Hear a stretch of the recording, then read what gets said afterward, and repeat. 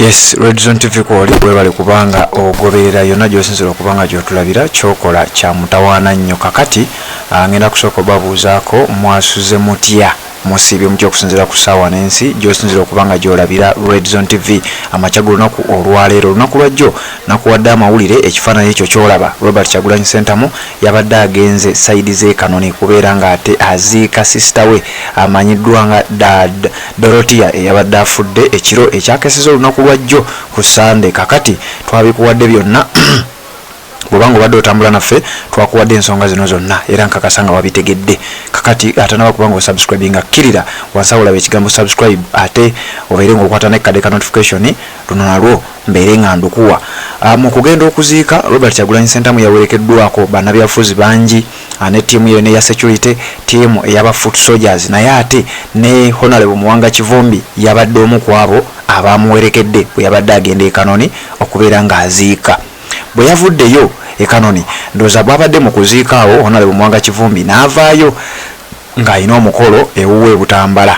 nga muwala we aleeta omuko era Robert Kyagulanyi Ssentamu olwavuddeeyo surprisingly kubanga Muwanga Kivumbi yabadde takimanyiiko nti omukulembeze w'eggwanga ayinza n'okuyitirayo n'abeera ng'ate amukyekingako kakati Robert Kyagulanyi Ssentamu olwavuddeeyo n'agenda e Butambala yabadde adda e Kampala n'ayitira e Butambala n'aba ng'acekinga ku Honorable Muwanga Kivumbi mu makaage era ngenda kuwa wano ebigambo bye yayogedde n'ayongera okulaga bannayuganda nti bannange ebibaddewo byonna bibaddewo naye omusajja ono talina nnyombwa talina nnyo buzibu era ye saagala mumuteekeko akazito konna Robert Kyagulanyi Ssentamu ebigambo bye yayogedde nga oluvannyuma lwa Honorable Muwanga Kivumbi okumwebaza webale kuyitira wano webale kunzija ku musaalaba kubanga abantu badde bamutwala nti y'omu ku bali abakola ebikolobero jjukira oluvannyuma lwa Mathias Mpuuga okwezibika miliyoni 5 eza siringi za Uganda abantu batandika okusonga olunwe mu kalondo akamanyiddwa nga DP Block naye Robert Kyagulanyi Ssentamu olunaku lwajjo ekyo yakijjeewo yabategeezezza nti newankubadde waliwo abakulu abakola ebibi ate waliwo n'abakulu abakola ebirungi era ebigambo bino yabyogedde bwe yabadde akyalidde Honorable Muwanga Kivumbi ate nga babadde bonna ku mukolo mu kuziika e Kanoni wabula Muwanga Kivumbi n'addukayo ng'alina emikolo emirala gy'agenda okuba ng'akwasaganya olwamaze okuba ng'agikwasaganya Robert Kyagulanyi Ssentamu yamuguddeko bugwi era kansooka embikuwe obirabe nga bwe byabadde Red Zone TV kwoli bw'oba tonasubscribe nga kikole tubeere ng'ate tutambula ffenna njagala kwesa guno mukisa kubanga tesijjanga kenu ate bingi ebibadde bitambula mbadde nga mubiwulira yes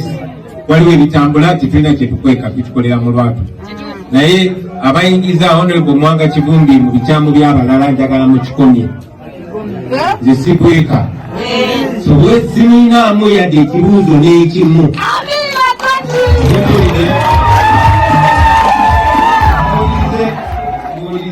ekyamu era ngiyita kyamu naye saagala mumuteekeko kintu kyonna kyonna nze kyemalaye nsitumukibagamba naye sirina kyengaba kikyamu olwo abadde minisita wafina atulaze nyingi nnyo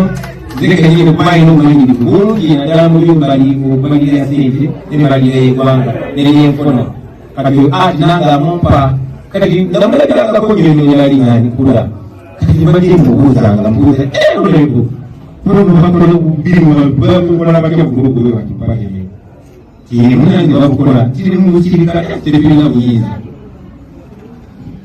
kulina obuyinza nengamba tukola nkola yenkoleera naye kweyimirizamu sebo era tukyakulinamu esulu bingi era njagala okasaba muyimirire naye mumuwalire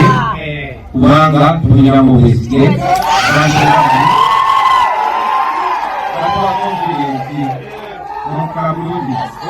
waliwo abakulu abakola ebikyamu naye waliwo n'abakulu abakola ebituufu mukula bulungi ngayamamba alina kuba yomu so sikunajagala okweyimirizaamu wembalenakokikyamuyokusase nkusazeko omusazi towalina okutuka salaako kati ndowooza ne bwenti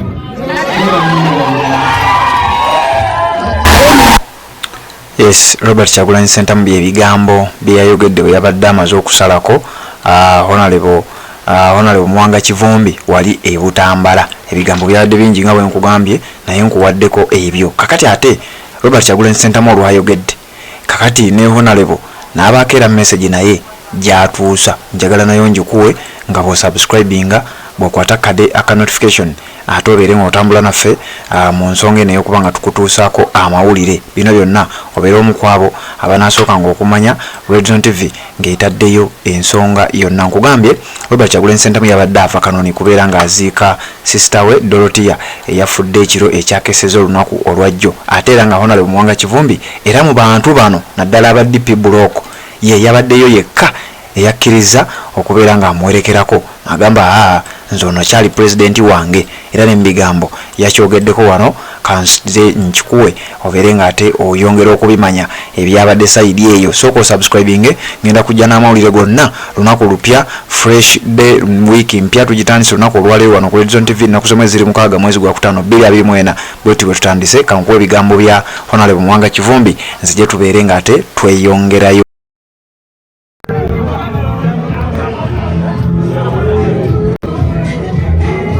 Alibochi engo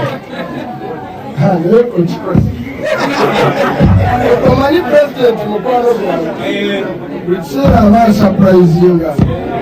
katangudeko wano mutusonyiwe nokabulomawulira president amazima bimazeeko olwaleero kubanga nakubiseeko muyigizemu nengamba nange kanzike wano mbadde ole muwala wange yalese omukokukyala ate ngaate taata olw'ensonga kati nengambira ddala nti nakubaako ne saategedde tibulooba oyita wano onookyamawo otukoze bulungi obutamugika ngologera leero sina bigambo tera okubalabira naye leero bimpeddeko kubanga mbadde simanyi nti ojja kubako olw'ekigere nga ki ewaka wano bo buli bali kubeera mukwano gwange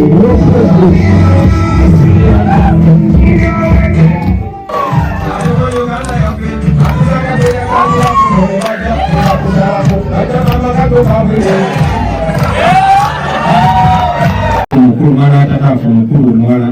baali bamuyita Nakyoni Dorothea batabeere Masaka so yafudde tubamuziika so olunaku lubadde lwanaku nnyo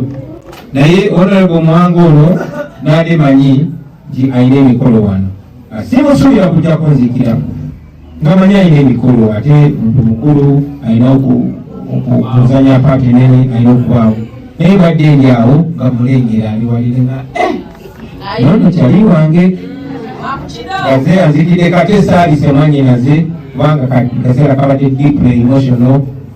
atebadde muntu ali private netwagala tumuwa ekitiibwa ngeri abadde akolamu ebintu bye so tetwabise nnyo naye mikwano gyaffe gyategedde amangu ago ne bajja mwabo Honorable Muwanga Kivumbi abadde musobwe mulabe nesanyuka nnyo pulezidenti tayinza kunkyala n'asangawo baganda bange bonna bano netutamuwaayo ntya tugenda muwaayo ente namba naye muliko tusanze nga tetunakiyita ku kisibo genda kugamba mukulu wange agende mu mmotoka yange wali